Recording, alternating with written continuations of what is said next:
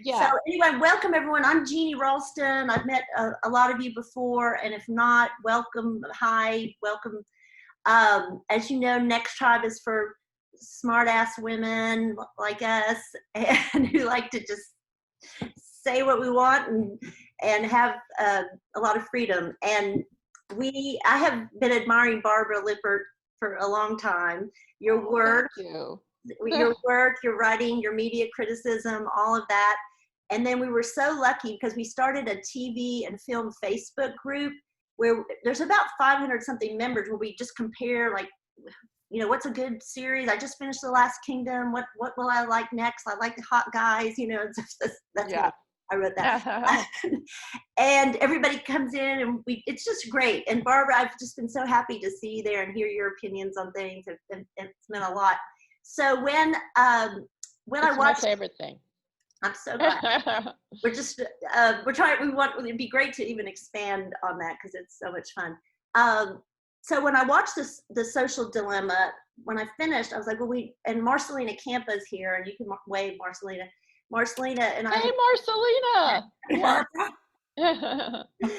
And I think Marcelina and we sort of talked about how great it would be to do some kind of conversation about it.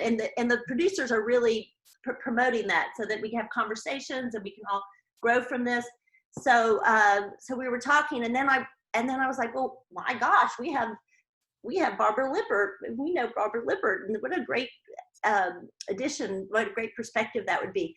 And I just have to say it aside, that's one of the great things about women at our age. There's so, it's like, oh, I know somebody who's done this, this, and this. Yeah. When you think about it, we've all had so many different things in our background. So what I'm going to just ask a few questions, and I'm going to write the question that I asked Barbara in the chat, and you can either, after she finishes, you can either raise your hand if you want to chime in, or write something in the chat that, kind of in your opinion on that question. And we can just see how it goes, how much time we can get people, so other people can talk also. And I'm interested in this because Next Tribe actually uses Facebook, the advertising platform, where you could, oops, you okay? My laptop fell over. Uh-oh. Oh, okay. As long as it wasn't you. So what you can do with Facebook and this is a key, is that you can choose, want to boost your post or whatever, you can choose all kinds of things like age, gender, and affiliation, but you can go even deeper. Like, for instance, we have a relationship with a sponsor who creates knee joints for replacement. And so I'm doing this whole thing with them, and they're really great. But I was boosting a post, and I could be as specific as asking that my post go to people, women at 45 to 65, who have an interest in knees. How they determine if you have an interest in knees, I don't know. But anyway, I'm just using that as an example of what we're doing, so I see it from that side. And so that makes me very interested in your opinion, Barbara, about the whole. First of all, let's talk about the documentary, what your thoughts are on that. Okay, well, my thoughts on it were that it was very, very well done. And it was really amazing to see some of the people who invented the stuff, who've suddenly had sort of an ethical come to Jesus moment and have a different view now. And they all talk about how naive they were, like the guy who invented the Facebook like button, and how they knew it was a parallel money machine, but they didn't know it would come to this. So it does sound a little naive, but it was very, very interesting. And I just thought that it didn't really break a lot of new ground, but it confirmed what we already know, which is that even the most savvy person, we are not using these platforms. These platforms are selling us, and they're selling our data like it's blood and DNA. And that's why they can follow you around and surveil you anywhere. So that part is terrifying. That said, I had one cavil with the documentary, which is that I thought that the dramatized parts were like a cheesy after-school special. I just wanted to fast forward through them. But in the end, it was fantastic at asking questions, and the questions that we all need to be asking, but it didn't answer much. That's interesting. So my first question is, what I'm going to put this up here so people can either chime in or raise your hand if you want to comment on this. When you got finished watching, did you change anything you do with social media? Well, as a matter of fact, I had a really hard time leaving my own Facebook page to even come here. I'm such an addict. And, much as I know I should change my behavior, the whole journalist gene of the news these days and wanting to know everything and wanting to convene with other humans, and look at something like, there's so many layers of irony about the whole thing. Like, we're meeting on Facebook to talk about how terrible Facebook is. And even the documentary itself used the same shock tactics that these companies use to get your attention to the narrative. And also, it's on Netflix, which uses the same algorithms to recommend it to people that they're also decrying. So it's very hard to get yourself out of it. But awareness is the first thing. Right. So it's kind of like the cow's out of the barn. How does it, Yeah. genie out of the bottle, all those different. And you think you're smart enough that you can outthink the algorithm, which you can't, and you think you're using it for your own reasons. But eventually, I guess it's dwindling rewards, and we'll just get off it. But the other thing that is so ominous about Facebook and things like that is social media, is that even if Facebook becomes a place just for old ladies, and so all of the ads are knee replacements and stuff, and statins, it's just like early capitalism. It makes money by moving all over the rest of the world, and in the rest of the world, in Myanmar and in parts of Africa and Sudan and elsewhere, it's doing it's makes a lot of trouble and death. And the thing is, like say a 20-year-old girl in Azerbaijan just got her first cell phone and connection to the internet. Facebook is already loaded on it. So they're already on. They've already gotten into her. Right. So I want to see if you can raise your hand. Is anybody, after watching, if you raise your hand on the the button, either physically or you can use your button, how many people have changed anything after watching it? Marcelina has. Tell us, Marcelina, what you've changed. Well, I literally watched it today for the first time. Okay. So I wanted to, I really, it's, I've been avoiding watching this, and I've had probably 5 different people telling me to watch it because, like Barbara, I am on Facebook all the time. Yes. That's one reason I was so happy you were here to be the host, because I know you're just as bad as I am. So yeah. But it really concerned me, especially with I don't have teenagers anymore, but that the depiction of the younger daughter she reminds me so much of my niece. Mm-hmm. And teenage girls, that whole diagram about teenage suicide and all of that was so troubling to me. Because I've seen it in my own family and a lot of young people I know. It's just the mental health problems and all of that. It just skyrocketed. I never thought about it being directly correlated to social media at all. I thought it was, I don't know what I thought it was, but it really does make me want to really scale back and not engage so much, because I engage a lot. I'm posting stuff a lot. I'm on Instagram every day, so it spooked me quite a bit. So you're gonna try to pull back. I think I'm gonna stop reacting so much to things. That it's not to say that I'm not going to be on there all the time. I want to be more invisible. I don't want to be so reactionary, because I know it's just too much. Interesting. So my next question for Barbara, and then if anybody else wants to answer, is, and a lot of you might have gotten these questions in advance. I tried to get them out to everyone, but Barbara, we sort of talked about it. There's always been this idea that radio comes along, people freak out, and TV comes, everything comes, and the internet itself, and people freak out, that afraid that it's going to to mess up ruin society. civilization. Yeah. And yeah. Well, the thing is, that is true, with television coming in with radio and and television coming in with movies and, back to the printing press probably. Right. And they did change civilization. My own mother was so affected by the movies of the 1940s, which really conveyed unrealistic standards of beauty, which really, Right. affected her life.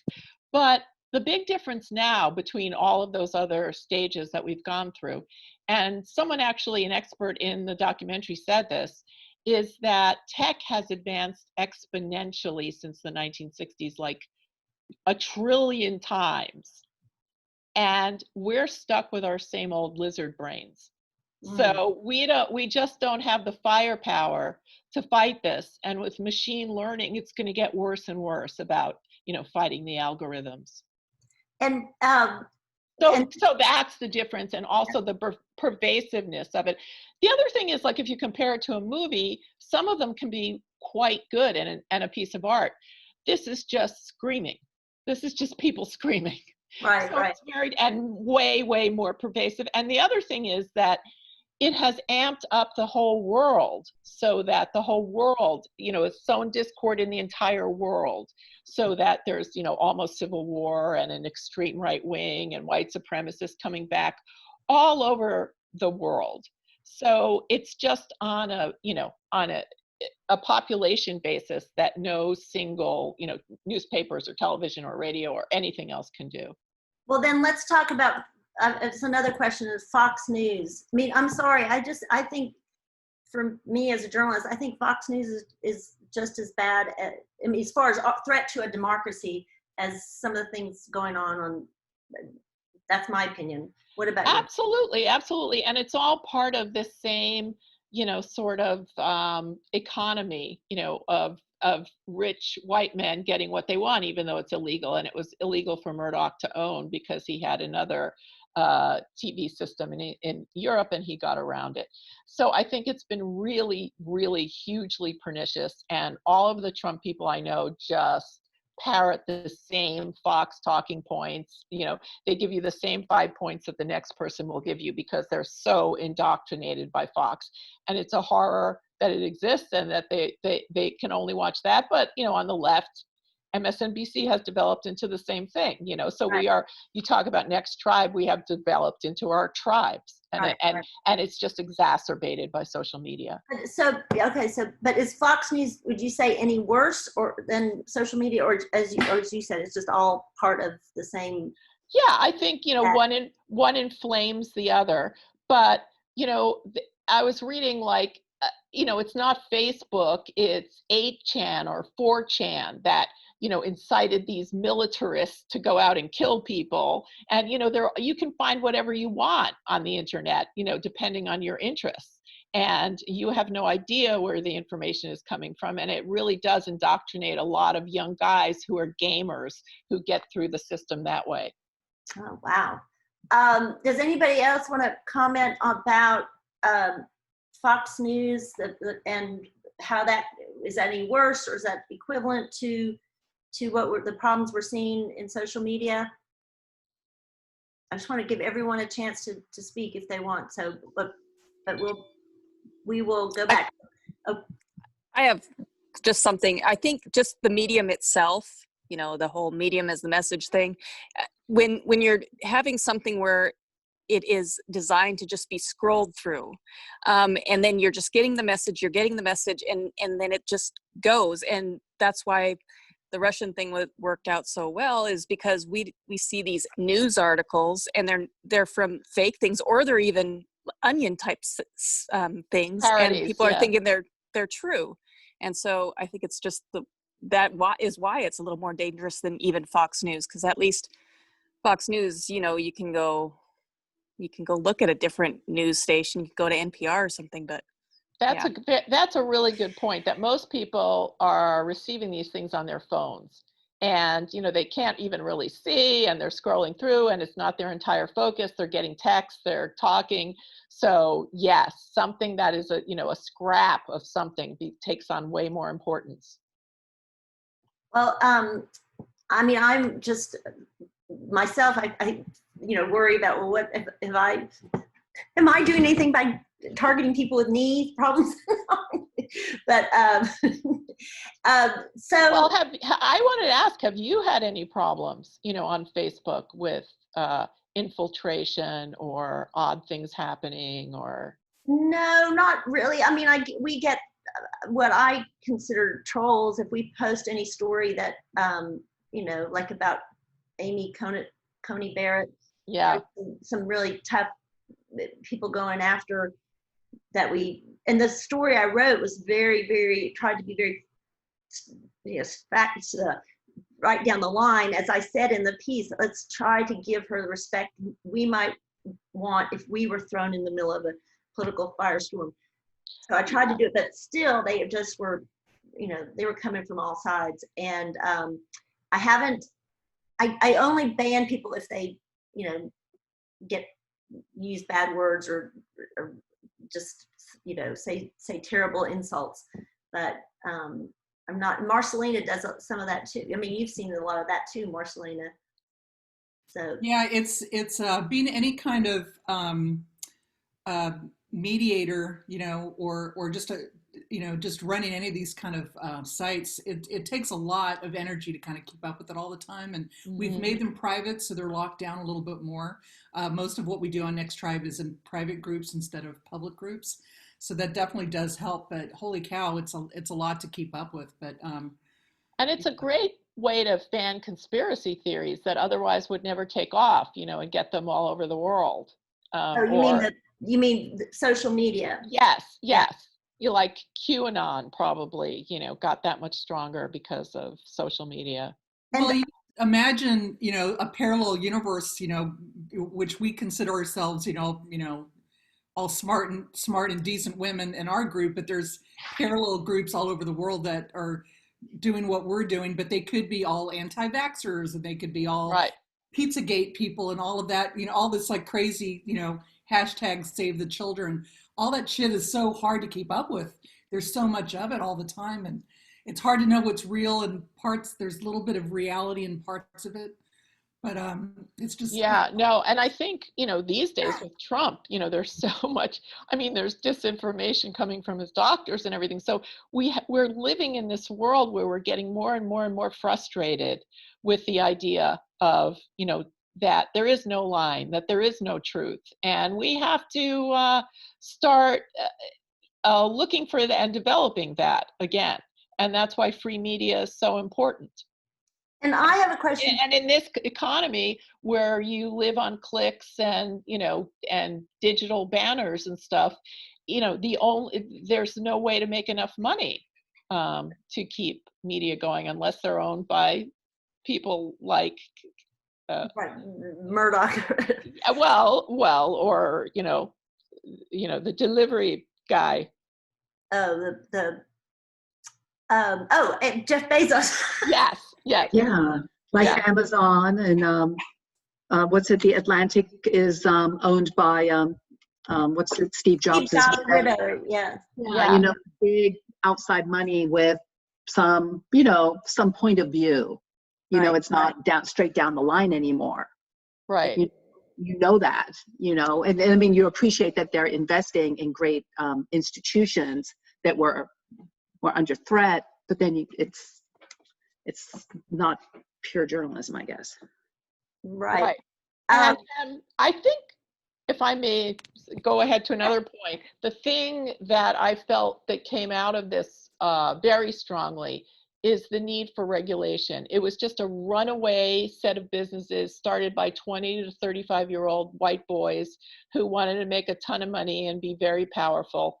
And they tremendously need to be regulated, and no one can do that. And I think one of the problems is that the Senate is like 60 years old on average, and they shy away from really getting into technology issues because they don't understand them. And also that these companies have become such behemoths, for the stock market and other places, that they don't want to interrupt that. So that's where we really need to start, with tremendous regulation. Facebook had a response to the documentary, and it was pure Mark Zuckerberg, down the line of, the legal stuff coming out so that they could cover their faces. That's right. I don't think maybe other people saw it. I don't remember seeing that, his It response. just came out, it wasn't his, it was the company's, Company. but it just came out like 2 days ago, and they went down point by point how it's not true. And they have in the past, since 2016, and allowing, Russian interference, they have really cracked down. They've hired huge teams of people, even some ex-CIA people. But one woman just quit and became a whistleblower because there's just no way to follow all of these rabbit holes. And she found out how dangerous and pernicious the whole thing really is. And they're still not addressing that. Right. Well, I know that NextTribe had to register in order to promote any of our booths that were political, any kind of, anything on Ruth Bader Ginsburg, or that kind of thing. I had to register, and they have to verify who you are. And I did that for the 2018 election, and I see what they're trying to do. I just don't know how, successful. I don't know. They're pretty hard. They were pretty hard on me. I had to do my EIN number, have to prove that I was a corporate and under the tax law. So I don't know how hard they are on those PACs or anything like that. So who are doing these kind of things. So I think it doesn't hurt. They can write those things. They just can't boost them, which is paying to get them to certain people. Yeah. Well, one of my Facebook friends, John Zilber, just wrote in the chat, an issue that's often missed is how an entire generation of the best and the brightest product designers across all industries, not just media and social media, have bought into the successes of the social media paradigm. Every tech company today, the folks making computers, business software, anything that's sold online, anything with a new business model like Airbnb and Uber, is now emulating the Facebook growth hacker model as received wisdom. And therein lies a giant problem. Right. So you mean like Airbnb, or maybe John wants to explain that a little bit, or Barbara. John, you want to talk? Are you there? Sure, I'm here. Yeah. I've worked in several companies that have little to do with social media, and it's exactly the same tactics. It's exactly, nobody, I work as a writer in corporate marketing most of the time, and people don't refer to writing as writing. They refer to it as content marketing. Exactly. Yeah. And nobody says, hey, anybody got a good idea for what we could say here? They say, anybody have some data that would suggest which ideas we should A/B test? Just a total change in the mindset of how companies do marketing in general. When I started working in marketing, nobody talked about the marketing technology stack. And today, that is the first thing you put on your resume for just about any kind of marketing job is, which pieces of the MarTech stack are you fluent in? Wow. Just such a total 100% buy-in to this model, even for companies that have very little to do with social media. So what are some of the things in your stack? Writing. Yeah. Editing. Yeah. Do they want it? Well, I just wonder too, is do they want you to figure out, do they want to see how you can create more clicks or how much share? Like, is it one of the things like I wrote a post that was shared 2,000 times? Is that the kind of thing they want to hear? Ultimately it is, but it gets much more granular than that. It's out of those 2,000 clicks, how many of them fell into this target audience, into these demographics, on the leads that we've identified as being important for this particular campaign. And it's all of which makes total sense. I don't disagree with that idea. It sure makes sense, but it's at the expense of uh, Humanity. humanity. It's at the Yeah. expense of creativity. It's at the expense of, people talk about, well, how many search keywords did you inject into a blog post? Okay, that's not a bad idea, but if it makes the post gibberish, uh, mm, all these things backfire.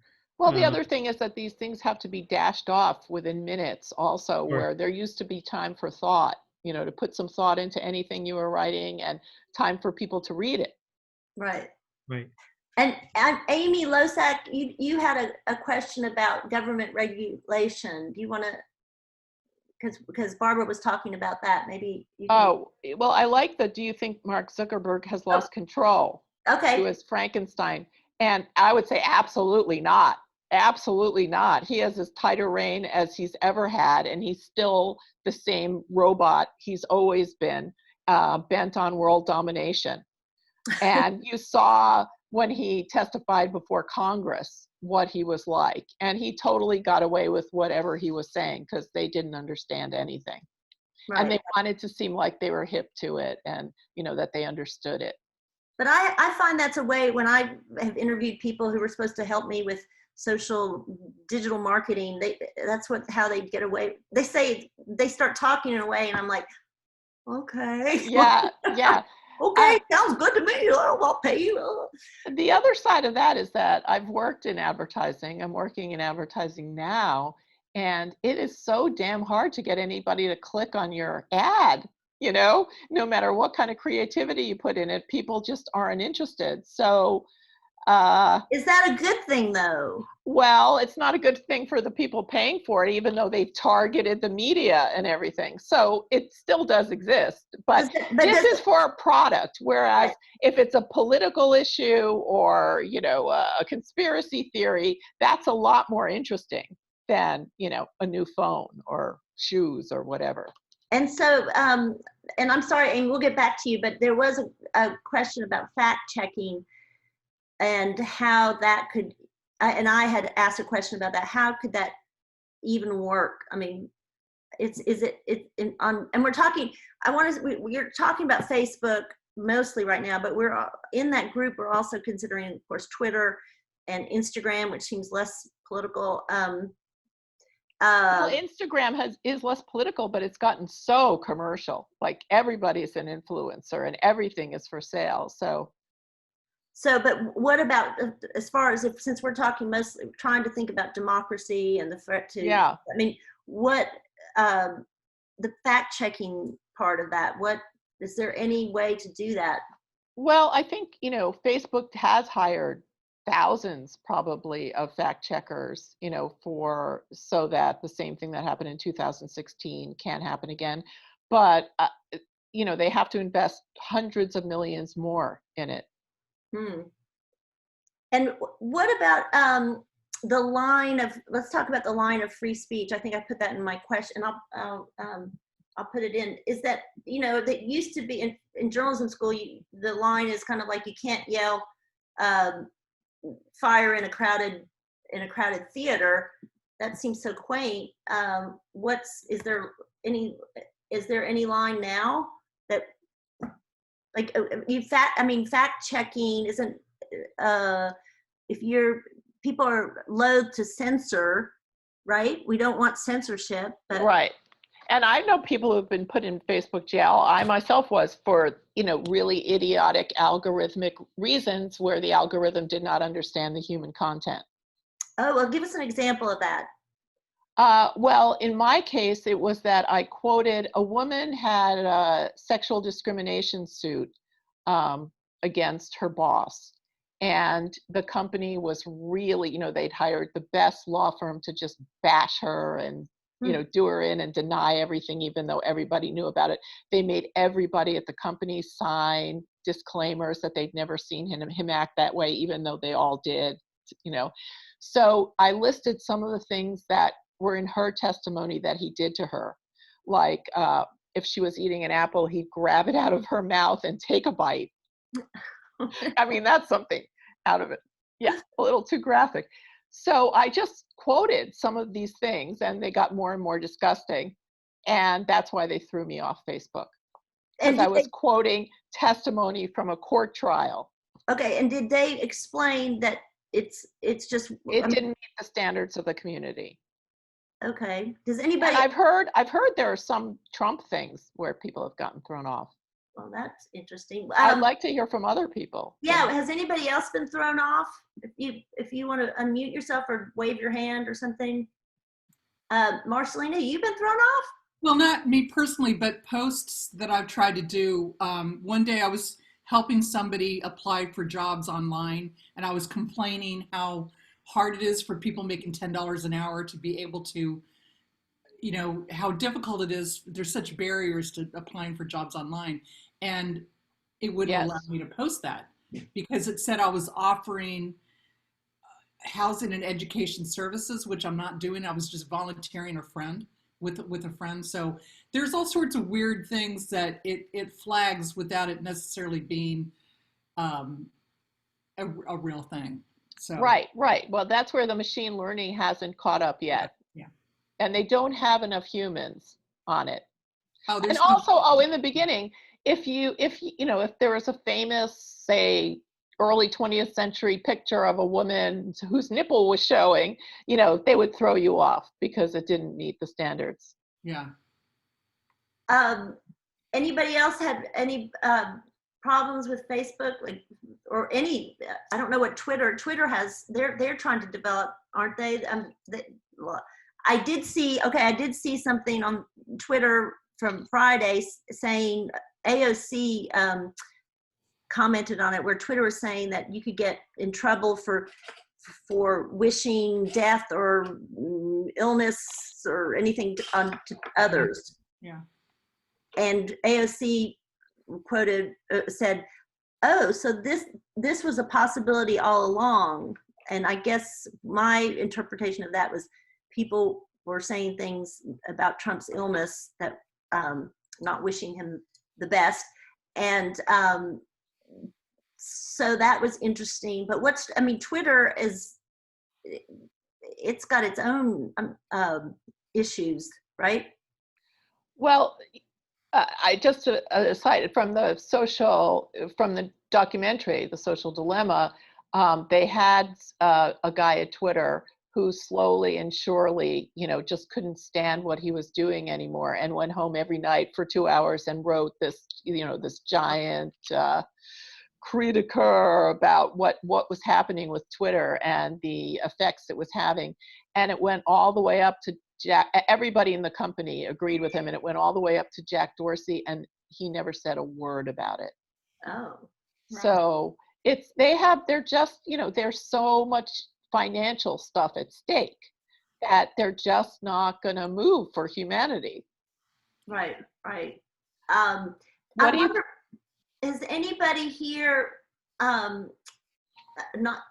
it's not followed, or unfriended somebody? Let's talk about different echo chambers we get in. Do people on this call keep others, friends who have different opinions, or do you defriend them, or how do you, and Barbara, you can start with yourself and then we'll see. Well, I'm sorry to say that I really did have to defriend some people, and that my feed is pretty much a like-minded echo chamber. Occasionally I see other opinions, but my blood pressure just couldn't take it anymore. And when someone like that came on the string, there was so much divisiveness and fighting and back and forth that that would take over the whole conversation in a sideways way, that I just couldn't stand it. Anybody else?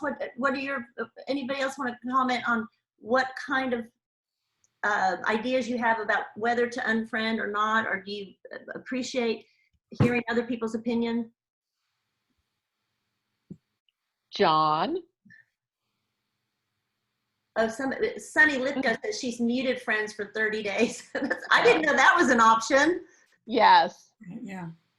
Okay. Yeah, I'll chime in on that. I think I go through this almost every day. I see folks who just drive me absolutely bonkers, and Yeah. I have my finger on the unfriend button, and then I say, I really want to hear what they have to say on November 4th. So, Yeah. I value the diversity of opinion. I think it's dangerous to be stuck in my own echo chamber. Um, but I also agree it's not healthy. Yeah. I think the schism in our society is less, I mean, it stopped being about politics several years ago. It's more about, you know, stupidity versus rationality. It's people who want to believe in fantasies and cheerleading and who don't care about thought and logic and any of those kinds of things. And those aren't, to me, those aren't healthy people to be around. Right. And with my boys, I've tried to talk to them the whole time about being, critical analysis, media savvy, like what are people trying to do? But I think I think you kind of said, Barbara, it's kind of gone so far ahead of us. I don't even know how I mean, people obviously need to be more critical of what comes into their feed or whatever, Yeah. but how? And it's funny because the things people used to fight over on Facebook, like way before Trump, I ventured an opinion about Woody Allen that was not positive. And immediately, at least 10 men blocked me because they felt so, strongly about Woody Allen. These are the things we used to fight over. And now probably it's so tame, Yeah. Or it's not brought up. So. Well, I was going through the documentary again, looking for advice, obviously regulation, but things that we can do ourselves to kind of to help control and take some power back. Do you, Barbara? I just wanted to. I love Tina's comment. I'm in Texas. I can't unfriend all my neighbors. So just mute them. And you can't mute them either. Yeah. And Tina also said the fact that POTUS has Twitter as his own news agency is a problem. And that is a huge problem because that is the way he directly disseminates, what he wants, and it doesn't go through any filters from the White House. And it's often created to just sow discord and chaos. Oh, and Marcelina thinks if small town next door is a whole other world. Yes.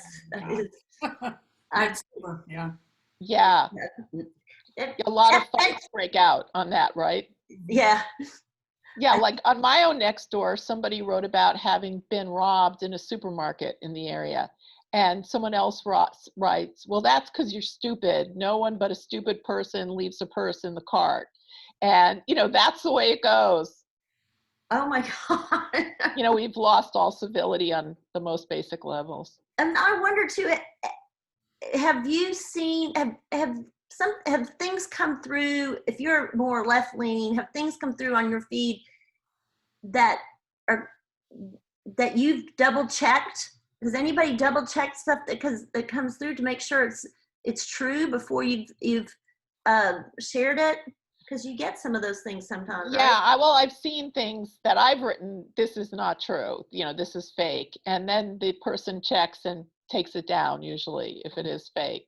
But yeah, that's one of the things that came across in the documentary also, of the need to do that. But then, they said that Google, depending on where you're Googling from, you get completely different answers. I didn't know that. I didn't either. And what I think is interesting is, we're talking about social media, but Google is not really social media. I mean, it's a website, and it's a search engine. So Gmail is, and Gmail has a lot of groups, and Gmail started a lot of things that other people were affected by also, you know, in the design and and the interfaces. And but the idea that what you're Googling is dependent on what you've searched before, that kind of thing is or what they think, yes, exactly, what they think based on your data that Google has, which is enormous. right. And then there's that they did go over the YouTube part where just never click on what they recommend for you to watch next, because that's one way you can elect to show your own choices and not be part of the algorithm. Right. And another thing that came up is to turn off all your notifications. Is that right? Well, no, I haven't done that. Because, well, I have like built up in my like Facebook notifications. I don't even look at those. Never, because I just don't have time. But I also I just can't stand to get like notifications from everything. Your phone just keeps going off. So I wonder if that's yeah. And I just want to give a shout out to my sister Carol, who I see is on. Oh, I know. And I wanted to, she said, Carol, do you want to tell us your experience with the Snopes? Because Snopes is a really good resource. Where's Carol and Hal? Well, if you don't, if you read there that she had a post. I wonder if she left. Oh, the right doesn't trust Snopes. Well, of course not. I'd had the similar experience in 2016 where there was a very sleek story written about how Hillary Clinton had quotes she had said about a rapist, an accused rapist. And it had all these illustrations and stuff on this Facebook post. And a friend of mine who I know is right-wing shared it. And I was like, what? But the story came out that, and maybe some people already know this, that she, as part of law school, she had to defend a rapist as part of her law school training.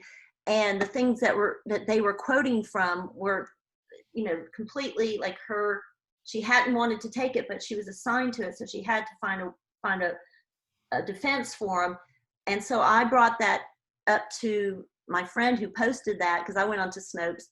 And I just, you know, like 15 minutes later, I saw a post from him saying, I'm just so sick of social media. I'm going off Facebook now. And I was like, well, that's a win for me, right? I got it to go off Facebook. Well, so David Kleeman just wrote, who is a friend, thank you for being here, David. On a broader level than specific things you can do to fact check, let me recommend joining the National Association for Media Literacy Education, NAMLA. Oh. It's free. Disclosure, David's on the board. David, you want to say a few words? Yes. Well, maybe David's on mute. No, I'm off mute. Oh, okay. Hey, No, David. It's an organization of academics, of educators, of organizations that work in the education field, but also communications. We do a lot of work with Thomson Reuters and places like that to promote the idea of lifelong media literacy, you know, both in school and out.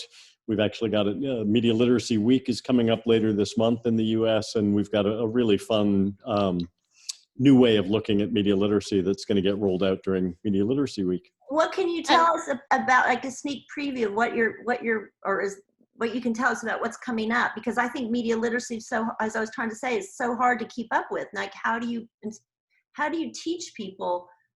I'm trying to figure out what I'm allowed to say at this point, but suffice it to say that we're going to ask people to look at their own media behaviors and consider where they hold the kind of biases and I can't think of the right word for it, but behaviors that lead to misinformation or disinformation, and to think about their own, how they can change that behavior within themselves so that it sort of spirals from there.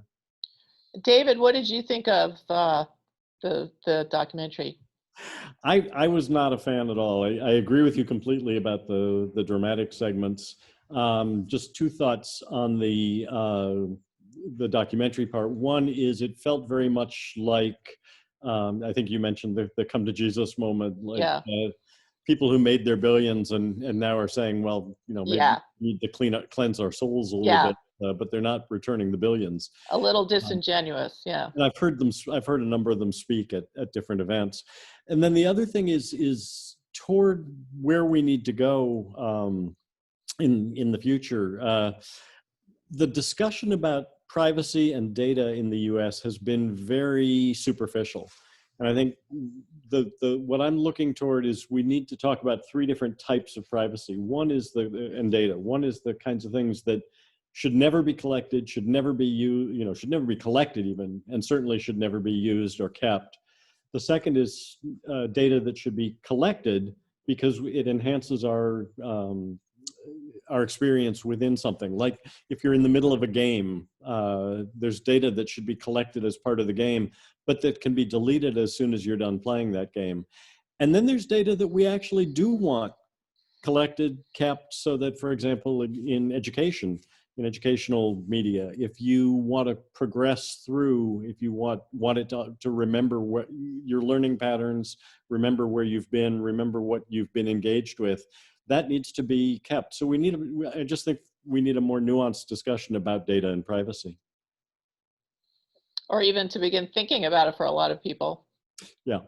And is it true that I'm pretty sure the European Union has gone a lot farther than we have, correct? Oh yeah, in regulation. And I'm just wondering, David, what do you do for social media? Where are you on it? I mean, are you on Facebook? Are you on all the platforms or a lot of them? I think Barbara's going to start laughing because I if anything, more connected or more, I hate the term addicted. I've given whole talks on why this is not addiction, but more dream on. dependent on Facebook than she is. I'm on all the platforms, but for me, my daytime job is I work with a research and strategy company that studies kids and technology, kids and entertainment. So I use it to promote my writing and to spark discussions. If anyone here is a children's media professional, I run a Facebook group for children and media professionals. Wow. And that's another offshoot that we haven't discussed. How many people have used Facebook to connect with people so that they can disseminate their work or their ideas where it otherwise wouldn't be, or even sell their products and, have only had success with it?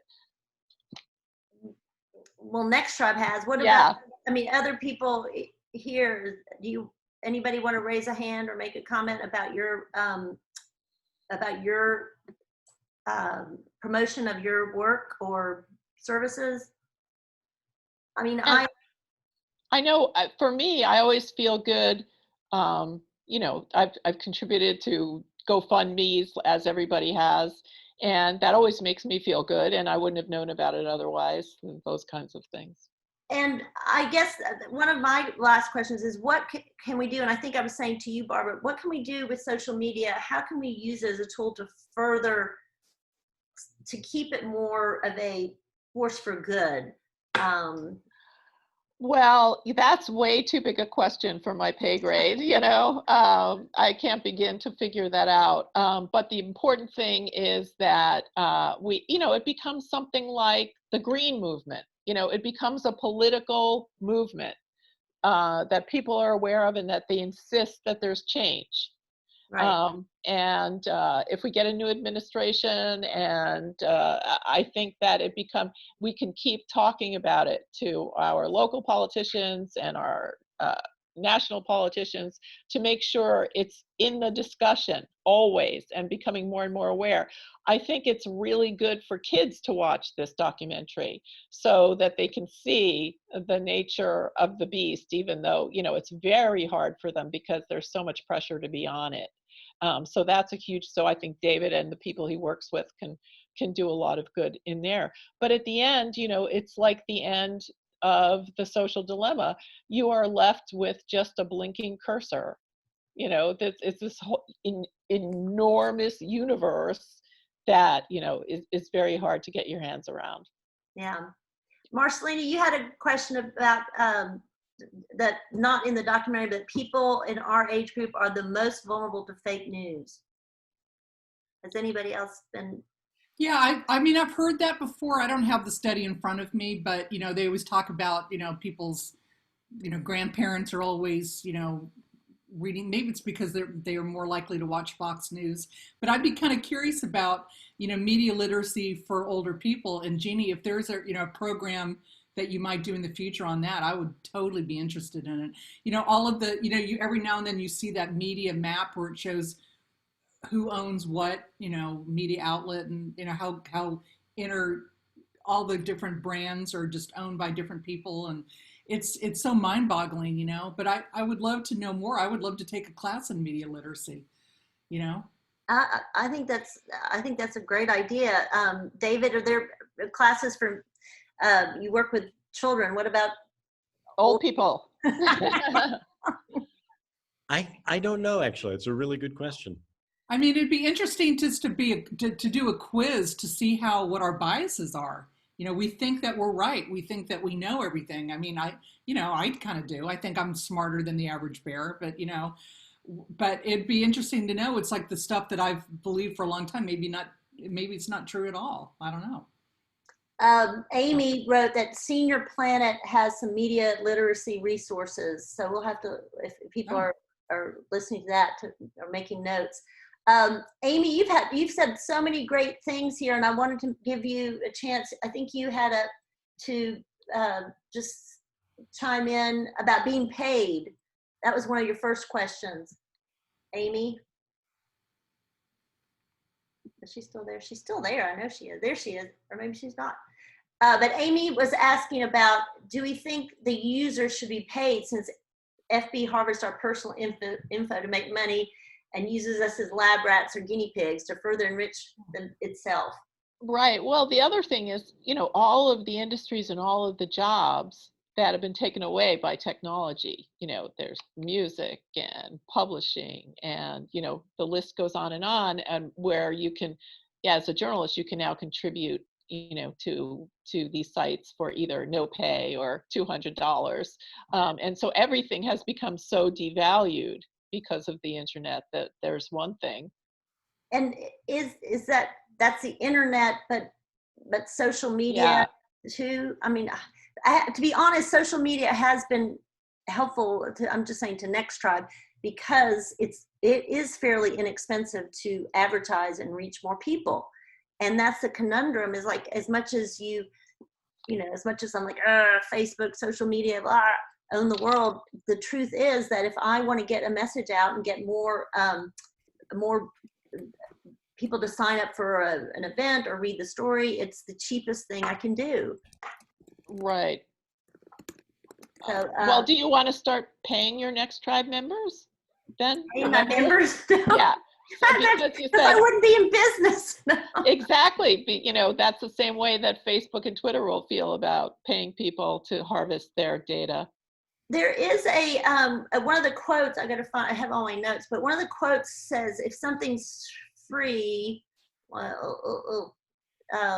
then you're the product. Yeah, something like that. From The Social Dilemma, if it's free, then you're the product. Right. Yes. That's one of the things. Yeah, I said that in the beginning. Yeah. Yes, that's true. And Marcelina just wrote in the documentary, they make the point that Russia didn't hack the last election. They used it as intended. You know, they just went on the platform and used everything available to them. Right. Yes, and that is a really good point. As really shocking. Yeah, that was shocking. Yeah. But and they ran ads that, you know, turned blacks against Hillary Clinton, and, you know, all sorts of misinformation with no problem. So disinformation. And I just want, Barbara, with your long experience about in advertising and writing about advertising, I know you've heard from some people about what's changed from people who've worked inside, but what do you see as a change for how maybe even campaigns and work now with social media, or how product, corporate people advertise with social media? Well, they're all using social media. They're all chasing the next thing. They're all trying to be hipper than thou and coming out with something that will go viral and be shocking and make them look young and new. So it's again, they're just using it. They're on the same treadmill as everybody else. And when you say shocking, is that, so shock value is? Well, to get attention. Right, but I mean, is that even more so than it's ever been? I just remember when I worked in magazines, we would have big discussions about cover lines, whether they were, which is the cover line, we're provocative enough, yeah. Yeah. Well, I meant shocking, and like if there's a PSA, there's a recent PSA where they reanimated one of the kids who was killed in the Connecticut school to give us a message about gun control. Oh my gosh. Yeah, and his parents allowed it, and it was, you can look it up, but that is pretty extreme in terms of going viral. And I guess that have advertisers or people who are trying to get their message out, what have they learned that works for going viral? Well, there's no formula. That's the thing. Sometimes it's unexpected. And, in the old days when there were those Doritos commercials on the Super Bowl, and an ad where somebody created it for $14 and sent it into a contest won the Super Bowl, and the other ads cost tens of millions of dollars. So if we could package that, everybody would want to, of what makes something go viral. Right. We're getting close to the end. We decided it would be an hour. What more do you want to add, Barbara? Anything else about where? Well, I'd like to hear from anybody else who, feels that we didn't cover certain topics or have a particular question. We get to everyone's question. Yeah. Nancy, you had a question. If you had something to say. Well, I'm in the marketing world. I'm B2B, so I'm not B2C. And what that means is that I'm always trying to get the eyeballs, if you will, of the targeted people within organizations. So it's, for me, I feel like it's a little different kind of content that's developed. So do you use social media for that then? All the time. Okay. Yeah, we use LinkedIn. Depending upon who we're going after, we'll use Twitter, Instagram. Facebook tends not to be a B2B channel. But on a personal level, and I've worked with a number of groups that are more, we'll say, B2C or membership driven, and it is really difficult to get their mind share, their awareness, because I think the average person between their work and their home gets a huge number of emails. They're just overloaded with content in almost every space they're in. And I think there's going to be a day when people are just going to say enough. And as a marketing person, this is becoming more and more of a challenge. And so I should ask, that's a good point, Barbara, do you think there is going to be a time when people will say enough? Well, I think, we're so segmented that, a 19-year-old may not say enough at the same time as a 55-year-old will. But there are certain behaviors where life is so overwhelming, and, we need to exert personal control over it more. I think that's what people are finding now. And somebody else brought up the difference in that, some kids don't get access to any media or the internet at all, how unfair the whole demographics of it are. That's another issue. So, and it's really been exaggerated by COVID and having to, do distance learning, where kids are just losing years of their lives because their lives are so disordered that they just can't, get a device and the connection. So is one answer to treat the internet, the social media as like a public utility? I don't know if that was meaning, was that in the documentary, or maybe I heard it somewhere? No, I don't think that was in the documentary, but it just, people have to start working on the regulation, and that we're all in this together, that we need to unite on it, and it's not a right or a left thing. And we hope that can be possible. Somebody that had a TikTok question, but I don't know, I personally don't even know I know what it is, but I don't know how to use it. So TikTok, what do you think about it? Amy asked. Well, I'd like to hear what David thinks of it, but I know, all the kids, the kids are on it, and it can be very, very entertaining.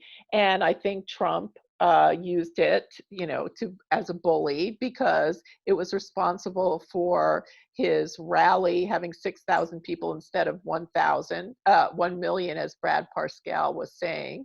Right. But I think it's also interesting that look at someone like Brad Parscale. He became the entire campaign manager for the president because his digital campaign worked so well. And look at the kind of person he is and what he does in his private life and all of that.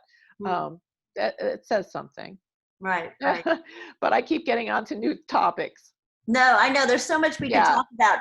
And if there's any other questions, we're going to sign off soon, but if there's any other questions or points you think we did do you think we covered enough for you? Do you feel like you got anything out of this?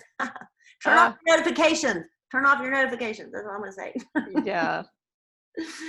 Kellyanne Conway's teenage daughter took her down. Oh, that's right. Yeah. That's a very sad situation. And I thought Kellyanne was leaving October 1st to be there for her daughter, but she was in the Rose Garden instead. Right. And now tested positive. Dale asked, does everyone think Facebook should take political ads? Yeah, that's a good question. I mean, what if they would never leave all that money on the table, but I think they should not take political ads. Okay. I think it just, is matches to the fire.